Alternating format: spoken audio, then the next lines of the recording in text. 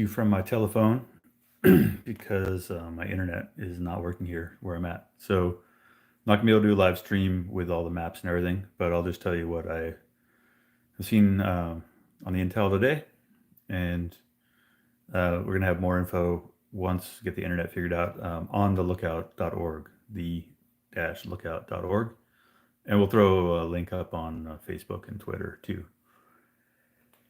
I don't have a real current perimeter that can keep up with this fire at the rate it's gobbling, but we will also have a perimeter hopefully later tonight, if not first thing in the morning.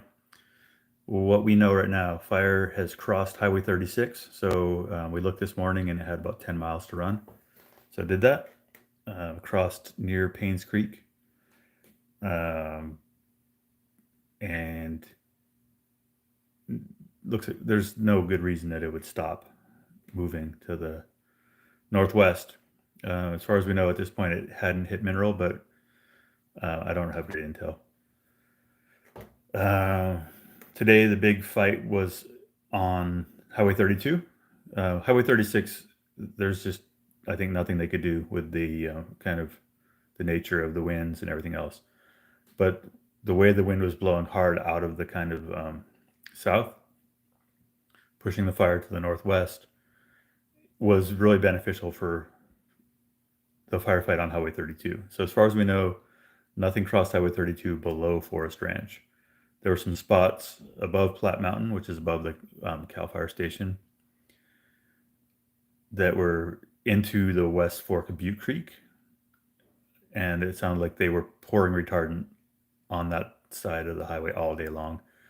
And as far as we know at this time, haven't seen any intel that there's major spots established on the east side of Highway 32 that would go to Butte Meadows or that would go to Magalia or Sterling City. However, the fire has blown super heavily to the north. So into on its way to Highway 36, it is gone through Antelope Creek and Mill Creek and pushing up onto the plateau north of Ponderosa Way, as far as we know. So having the whole Issue Wilderness on fire isn't a real good feeling if you're, in Butte Meadows, obviously.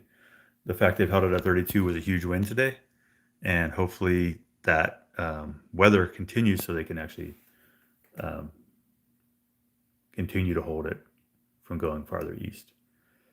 But in the meantime, it's seriously game on in Antelope Creek and 36 and pushing north. So Shingletown, Manton, and points north are all kind of in the crosshairs.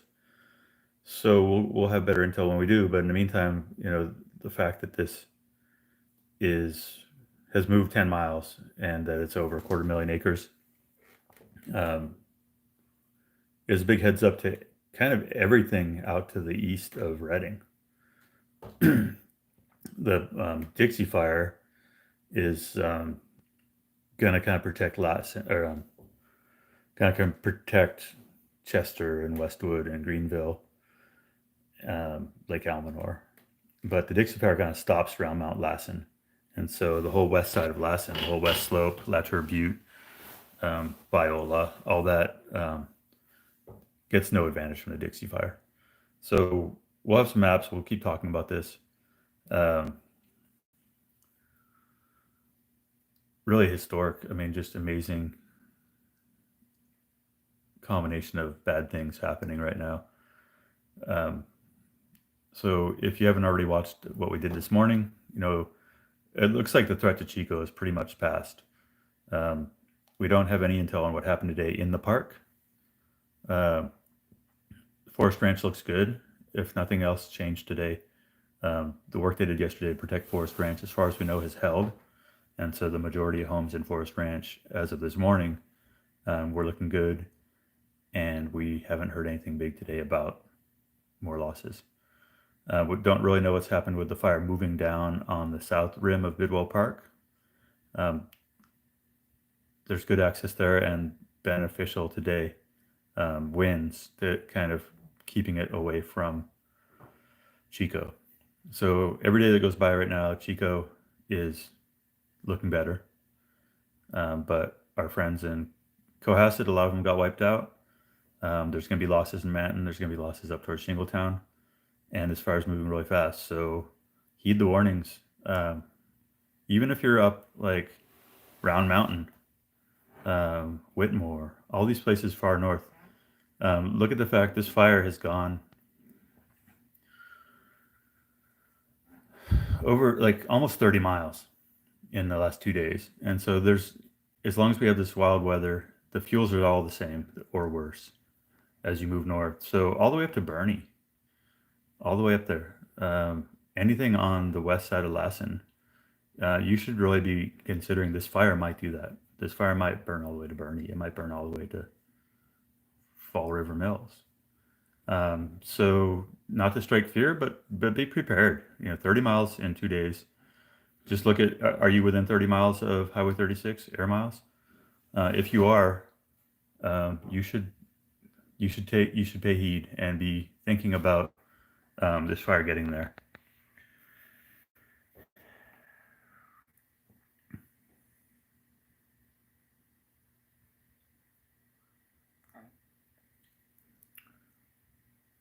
We'll kick out some maps. But what we know from the Dixie Fire is it doesn't matter how many resources you have. It doesn't matter how many dozers. I saw some comments. People are complaining. They're blaming the fact that we can't have dozers in the wilderness for this fire spreading. That it wouldn't matter if you had 100 dozers in the wilderness. You're not going to, under the conditions that they're seeing today, Highway 36, it wouldn't matter if you had every fire engine in California, bumper to bumper, with every water tender in California on Highway 36 today, it was still going to cross it. Someone says, could Highway 44 be a viable stopping point if no red flag warning tomorrow? Well, we'll look at the maps. But like I'm saying, a road, what stopped the Dixie Fire was the desert, previous burns, and rain.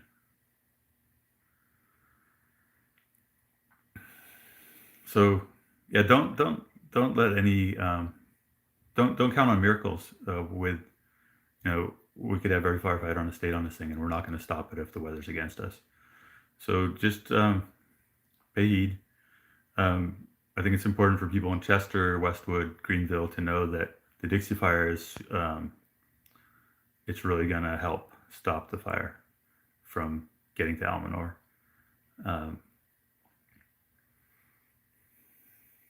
Someone asked if I could say where I think the fire will slow down. It's all about the weather. When the weather cools down, when the winds stop blowing, if the winds change direction and push back the other direction.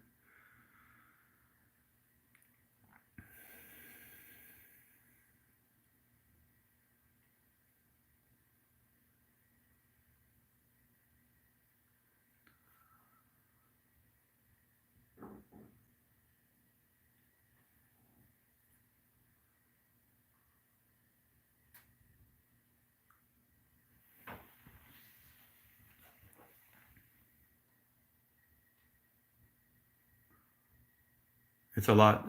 It's a lot of loss out there. It's hard to believe. Is it going to take down Mineral? I hope not. If the weather pushes it there, we're not going to save Mineral. I hope it doesn't. There's just so I have some friends in Cohasset and their place survived. Someone's asking about the grass crop in Dixie. A lot of Dixie's been salvage logged and sprayed, and especially right around Chester and right around Lake Almanor. A lot of disturbance. Severity, asking about severity in the wilderness. Someone said, why were there 11 helicopters working in Los Molinos area all day? The fire was kind of still active backing down to the valley there, and that was one of the places that helicopters can be effective. So that's the windward side of the fire. The wind's coming from the south, and so there's no smoke on the southern edge, and so the wind's blowing away. So the fire's kind of backing down to the valley, and so it's a place that helicopters can be really effective. In grass on the heel of the fire, they couldn't radio highway helicopters on the cloud. People, from far. Someone's asking about the Camp Lassen Lodge at Butte Meadows. They've done a ton of thinning around there, around the lodge, and that kind of stuff does make a difference. If the main reason to do a lot of thinning is so firefighters feel like they can stay there and not die. And so that's a hopeful thing for the Boy Scout camp at Butte Meadows. Butte Meadows right now is kind of skating. The winds are blowing generally away from there, and the fires are they haven't yet blasted in there. Someone said, could it go as far west as Red Bluff? I don't think it will for a while. If it does, we don't get a lot of east winds. Someone wants progression maps. Teams are working on that. I'm not going to be able to do that, but the people who are going to be on this, the incident command team on this fire is going to be here for months. Could it go as far as Reading? I don't know. It could. It's not right in the line.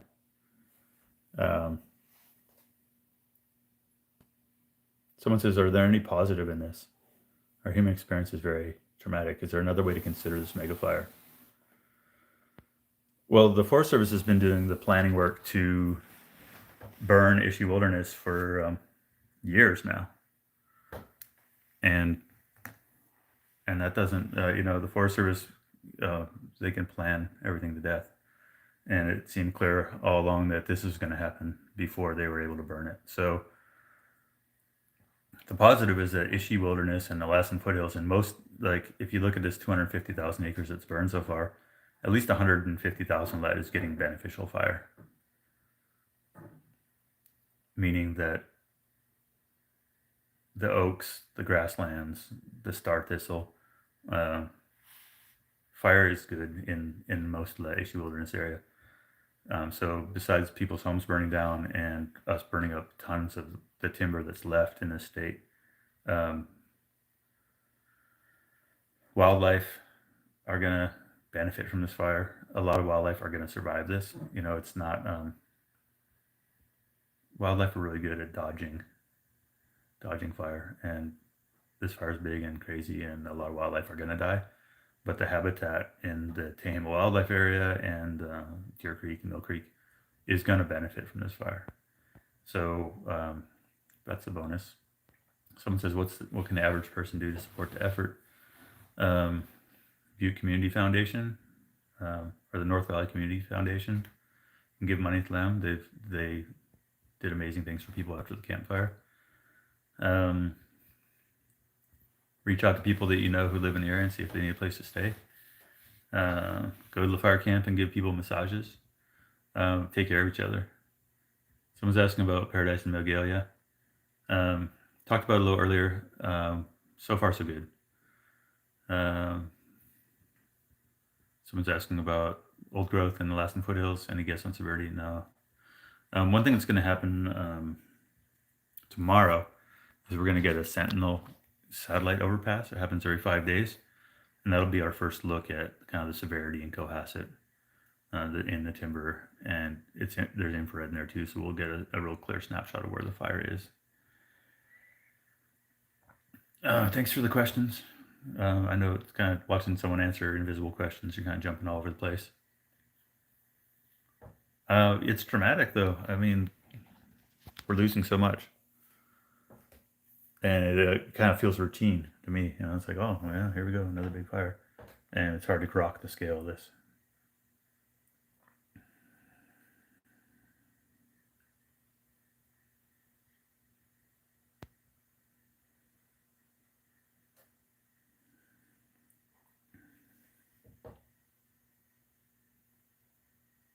I think I'm done looking at my phone.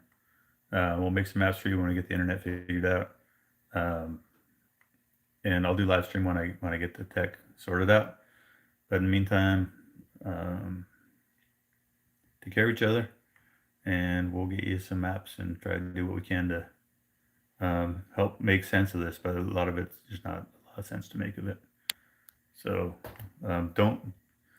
don't blame anyone. I guess someone's saying, what can the average person do to help right now? Is don't blame anyone. Yeah, there's a guy that started the fire, and you can blame him for a lot of this, but um, California burns, and this weather that we're having is something different.